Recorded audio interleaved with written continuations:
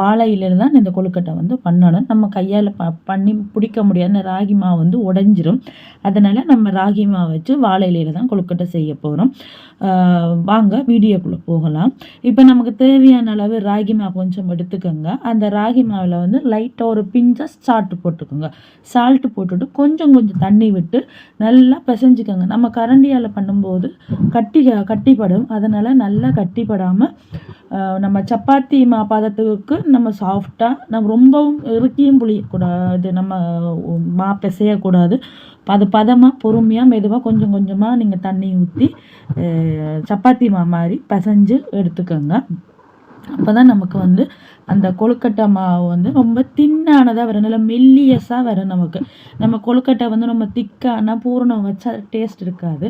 நம்ம மாவு வந்து சின்னதாக ஒரு உருண்டை எடுத்து நம்ம வாழை இலையில் தட்டும்போது அது ரொம்ப மெல்லியஸாக வரும். அதனால் நம்ம தேவையான அளவு தண்ணி ஊற்றி நல்லா மாவை குழைச்சி அதாவது பிசைஞ்சு நம்ம எடுத்துப்போம். பாருங்கள், நான் பிசைஞ்சிக்கிட்டு இருக்கேன். பார்த்தீங்கன்னாலே தெரியும். நான் வந்து தண்ணி 3 வாட்டி ஊற்றுவேன். ஏன்னா ஒரேடியாக நம்ம ஊற்றிட்டோம்னா அது மாவு இதாகிடும். அதனால் நம்ம கொஞ்சம் கொஞ்சமாக தேவையான அளவு மாவு எடுத்து தண்ணி ஊற்றும் போது தான் அது கரெக்டாக நமக்கு அந்த கொழுக்கட்டை பிடிக்கிற பதத்துக்கு அந்த மாவு வந்து வரும். நம்ம ராகி மாவு வந்து பார்த்திங்கனாலும் தெரியும், உங்களுக்கு கொஞ்சம் இதாலே உடஞ்சிரும். அதனால் நம்ம கரெக்டாக இது பண்ணணும். ரொம்பவும் அழுத்தியும் பிசையக்கூடாது, ரொம்ப இதாகவும் நம்ம சப்பாத்தி பரோட்டா பண்ணுற மாதிரி நல்லா அடிச்சும் பண்ணக்கூடாது. மெதுவாக நம்ம இடியப்பத்துக்கு குழைக்கிற மாதிரி ரொம்ப சாஃப்டாக குழைச்சி வச்சிடணும். இப்போ பார்த்திங்கன்னா நான் வந்து ராகி மாவு நல்லா குழைச்சி வச்சுட்டேன். இந்த ராகி மாவு வந்து உடம்புக்கு அவ்வளவு நல்லது. நிறைய அதில் இரும்பு சத்தெல்லாம் இருக்கிறபடியாக நீங்கள் பசங்களுக்கு வந்து ராகி கஞ்சி அந்த மாதிரி கூழ் எல்லாம் காய்ச்சி கொடுக்கும்போது அவங்களுக்கு வந்து பிடிக்காது. நம்ம இந்த மாதிரி டிஃப்ரெண்ட்டாக பண்ணி கொடுத்தா பசங்க அதுவும் ஸ்கூல் விட்டு வரும்போது நீங்கள் ஸ்நாக்ஸ் மாதிரி பண்ணி கொடுத்து பாருங்கள். சாப்பிடாத பிள்ளைகள் கூட நிறைய சாப்பிடுவாங்க. உண்மையாகவே நான் என்னோடய அனுபவத்தில் தான் நான் இதை சொல்கிறேன். நம்ம ராகிலியெல்லாம் கூழ் காய்ச்சினாலோ கஞ்சி மாதிரி பண்ணாலோ குடிக்கவே மாட்டாங்க. ஆனால் இந்த மாதிரி பண்ணி கொடுத்தா கண்டிப்பாக சாப்பிடுவாங்க. ஒரு 4-5 பீஸ் கண்டிப்பாக உள்ளே போகும். நம்ம செய்கிற இதில் செய்யணும். பார்த்திங்கனாலே தெரியும். இப்போ பாருங்கள், பிசைஞ்சு நல்லா இது பண்ணி நம்ம வந்து உடனே பண்ணலாம். ஒரு 10 நிமிஷம் போதும் இந்த கொழுக்கட்டை பண்ணுறதுக்கு. பாருங்கள், நாளைக்கு பாருங்கள் நமக்கு தெரியுது. இது அப்படியே நம்ம மூடி வச்சுட்டு அடுத்தது வந்து பூரணம் ரெடி பண்ண போகிறோம். பூரணத்துக்கு வந்து பாதி தேங்காய் துருவி வச்சுருக்கேன். துருவினா தான் அது நல்லா சாஃப்டாக இருக்கும். துருவி வச்சு இப்போ 2 ஏலக்காய் போட்டுக்கோங்க வாசனைக்காக. அப்புறம் 1 கப்பு சர்க்கரை போடுறேன். ஏன்னு சொன்னால் நம்ம உங்களுக்கு என்ன வேணுமோ நீங்கள் போட்டுக்கலாம். நாட்டு சர்க்கரையோ அல்லது வெல்லமோ எது வேணும். ஆனால் எங்கள் பசங்களுக்கு சர்க்கரை போட்டு பண்ணால் தான் பிடிக்கும். அதாவது சீனி போட்டு பண்ணால் தான் சாப்பிடுவாங்க. அவங்களுக்கு நாட்டு சர்க்கரையோ வெல்லம் போட்டால் பிடிக்காது. அதனால தான் நான் வந்து இதில் வந்து உங்களுக்கு இந்த மாதிரி டக்குன்னு நம்ம நினச்ச உடனே பசங்களுக்கு 4 மணிக்கு ஸ்கூல் விட்றாங்கன்னா நம்ம 5 நிமிஷத்தில் அது பண்ணிடலாம். உண்மையாக 10 நிமிஷத்தில் கொழுக்கட்டை ரெடி ஆகிடும்.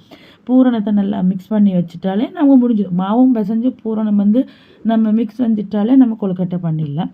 பாருங்கள், நல்லா மிக்ஸ் பண்ணி எடுத்து வச்சுக்கிட்டு அடுத்தது வந்து நம்ம கொழுக்கட்டை பண்ண போகிறோம். பாருங்கள், இந்த மாதிரி கொஞ்சம் கொஞ்சம் உருண்டையாக எடுத்து அதை வந்து நம்ம கையில எல்லாம் வச்சு தட்ட முடியாது. அதனால் அப்படியே எடுத்து வாழை இலையில் வச்சு நம்ம அதை வந்து அழுத்தணும். இந்த மாவு வந்து நல்லா அழுத்தி நம்ம வாழை இலையில் பாருங்கள் மெல்லிசாக நம்ம எல்லா இடமும் உள்ளங்கை வச்சு அழுத்தினம் வந்துடும். அதுக்கப்புறமா இந்த மாதிரி நல்லபடியாக விரல்களால் அழுத்தி அந்த மாவு வந்து அந்த வாழை இலையில் தான் நம்ம பரப்ப போகிறோம். அப்போ தான் அந்த நமக்கு கொழுக்கட்டை வந்து ரொம்ப திக்காக வராது, மெல்லிசாக அந்த மாவு இருக்கும். அப்போ பசங்களுக்கும் ஈஸியாக டேஸ்ட்டாக கொடுக்கும். பாருங்கள், இப்போ நடுவில் வந்து பூரணம் வைக்கிறோம். உங்களுக்கு தேவையான அளவு வச்சுக்கோங்க. நம்ம சில நிறைய வச்சுக்கலாம், கம்மியாக வச்சுக்கலாம். உங்களுக்கு என்ன தேவையோ நீங்கள் அந்த மாதிரி வச்சுக்கோங்க. அதுக்கப்புறம் அதை அப்படியே இந்த வாழை இலையை மூடிட்டு இந்த சைட்டில் மட்டும் அழுத்தி விடுங்க. அப்போ தான் அந்த மேல் பக்க ராகி மாவு கீழான் ராகி மாவு வந்து பாருங்கள் இந்த மாதிரி ஒட்டிக்கும். மீதி மாவு எடுத்து வச்சுக்கோங்க. அவ்வளோதான், முடிஞ்சிச்சு. பார்த்திங்களா, ராகி கொழுக்கட்டை ரெடி. இப்போ இதை கொண்டு போய் நம்ம வந்து ஸ்டீமில் தான் வைக்கணும். இப்போ இதில் வந்து பூரணம் வந்து அதிகமாக வச்சுட்டேன், அதனால தான் நான் அதை வச்சேன். இப்போ அடுத்தது பாருங்கள், பூரணம் வந்து கொஞ்சம் கம்மியாக வாழையில் தான் கண்டிப்பாக பண்ணணும். இந்த ரப்பர் நம்ம கவரில் எல்லாம் பண்ண முடியாது. அதனால் வாழையில் எண்ணெய் தான். அந்த வாழையில் ஆவியில் வேகும்போது அது ஒரு தனி டேஸ்ட்டு கொடுக்கும். உண்மையாகவே நீங்கள் ஒரு வாட்டி ட்ரை பண்ணி பார்த்துட்டு எனக்கு கமெண்ட் பண்ணுங்கள். அப்போ தான் உங்களுக்கு தெரியும் நம்ம என்னதான் சொல்கிறதுன்றாலும் நீங்கள் செஞ்சு பார்க்கும்போது தான் உங்களுக்கு தெரியும். ஈஸியான வேலை தான். நீங்கள் ரொம்ப கஷ்டப்படணும்ல. இப்போ ராகி மாவே நமக்கு எல்லா சூப்பர் மார்க்கெட்டில் சரி எல்லா கடையிலையுமே ராகி மாவு வந்து கிடைக்கிது. ஒரு ராகி மாவு ஒரு 1/2 கிலோ ராகி மாவு வாங்கி கொஞ்சம் தண்ணியும் உப்பும் போட்டு குழச்சிட்டு நீங்கள் இந்த மாதிரி பண்ணி பார்த்தீங்கனாலே உங்களுக்கு தெரியும். இதில் பாருங்கள் பூரணம் கொஞ்சம் கம்மியாக வச்சுட்டு நம்ம அந்த வாழையிலேயே அப்படியே மடித்து சைட்டில் இது பண்ணி விட்டால் முடிஞ்சு போச்சு அழுவை. ஓகே உறவுகளே, நான் இப்போ மீதி எல்லாத்தையும் பண்ணிவிட்டு அடுத்தது நான் ஸ்டீம் பண்ணும்போது நான் காமிக்கிறேன். பார்த்தீங்கன்னாலே தெரியும் உங்களுக்கு. நம்ம அந்த வாழை இலையை மீறி வர்ற எக்ஸ்ட்ரா மாவில் நம்ம எடுத்து வச்சாலே போதும். ஓகே உறவுகளே, இப்போ பார்த்தீங்கன்னு சொல்லிட்டுன்னா நம்ம எல்லா தேவையான அளவு கொழுக்கட்டையும் நம்ம வாழை இலையில் பிடிச்சாச்சு. பார்த்தீங்கன்னாலும் தெரியும். இப்போ இதை கொண்டு போய் வச்சு நம்ம ஸ்டீம் பண்ண வேண்டியதான். நான் ஆல்ரெடி வந்து இட்லி குண்டாவில் வந்து தண்ணி வச்சு அதை நல்லா கொதிக்க வச்சுட்டேன். இப்போ நம்ம அதை கொண்டு போய் ஒன்று மேலே ஒன்று வைக்கலாம். நல்லா அவியும், ஒன்றும் பிரச்சனை கிடையாது. வாழையில் தண்ணி அதனால நம்ம ஒன்று மேலே ஒரு சைட்டில் எல்லாம் வச்சு மூடி ஒரு 10 நிமிஷம் வச்சுங்கன்றாலே போதும், நல்லா வெந்துடும். பாருங்கள், நான் இதை வச்சுட்டு அப்படியே மூடி விடவே போதும். தண்ணி ஆல்ரெடி கொதிச்சுட்டு இருக்கிறபடியாக நமக்கு போதும். தண்ணி கொதிச்சுட்டு இருந்தால் ஒரு 5 நிமிஷத்தில் உங்களுக்கு தயாராகிடும்.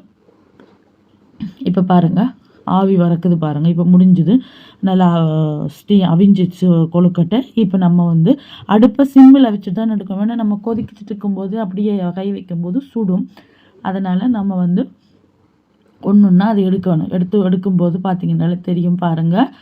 நம்ம ஒன்றுன்னா சுடும். அதனால் அடுப்பை ஆஃப் பண்ணிவிட்டு நீங்கள் எடுத்துக்கோங்க. அப்போ உங்களுக்கு பிரச்சனை கிடையாது.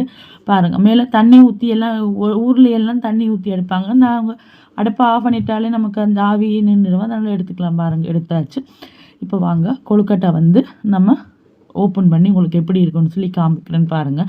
இந்த நம்ம வாழையிலையை வச்சு அமர்த்தி வச்சு பாருங்கள். இப்போ வாழையிலை ஓப்பன் பண்ணோன்னு கொழுக்கட்டை பாருங்கள் எப்படி இருக்குன்னு. ஆனால் அந்த பார்க்கும்போது எவ்வளோ மெல்லிஸாக எவ்வளோ தின் அப்படி நீங்கள் வாயில் வச்சிங்கன்னா கரைஞ்சிட்டு போகும். அந்தளவுக்கு சூப்பராக இருக்கும். பாருங்கள், நம்ம எல்லா கொழுக்கட்டையும் இந்த மாதிரி எடுத்து வச்சுட்டு உங்களுக்கு காமிக்கிறேன் பாருங்கள். பார்க்கும்போது எவ்வளோ இதாக இருக்குது. நம்ம நார்மலாக அரிசி மாவில் செய்கிற கொழுக்கட்டைக்கும் இந்த ராகி கொழுக்கட்டைக்கும் எவ்வளோது நல்லது தெரியுமா? அதே மாதிரி தேங்காயும் நம்மளோட உடம்புக்கு வந்து குட் கொலஸ்ட்ராலை கொடுக்கும். அப்போ அதனால் நமக்கு இந்த பள்ளிக்கூடம் ஸ்கூல் விட்டு வர்ற பிள்ளைகளுக்கு நம்ம இந்த மாதிரி பண்ணி கொடுக்குறது ரொம்பவுமே சத்தானது. உடம்புக்கு வந்து ரொம்ப ஆரோக்கியத்தையும் தரும். இப்போ இதை பாருங்கள், நான் வந்து இதை வந்து எடுத்து ஒரு பீஸ் எடுத்து கட் பண்ணி காமிக்கிறேன். ஏன்னா கையால் எடுக்கும்போது சூடாக இருக்குது. அப்போ அதனால் நம்ம கையால் பிரிக்க முடியாது. பாருங்கள், நான் கட் பண்ணி காமிக்கிறேன். பார்த்தீங்கன்னாலே உங்களுக்கு தெரியும். பாருங்கள், எவ்வளோ சூப்பராக இருக்குது. பார்க்கும்போதே சாப்பிடணும் போல் ஆசை இருக்கா? உண்மையாகவே நல்லாயிருக்கும். உங்களுக்கு என்ன இது பிடிக்குமோ நீங்கள் அதன்படி பண்ணுங்கள். ஓகே உறவுகளே, நன்றி, வணக்கம்.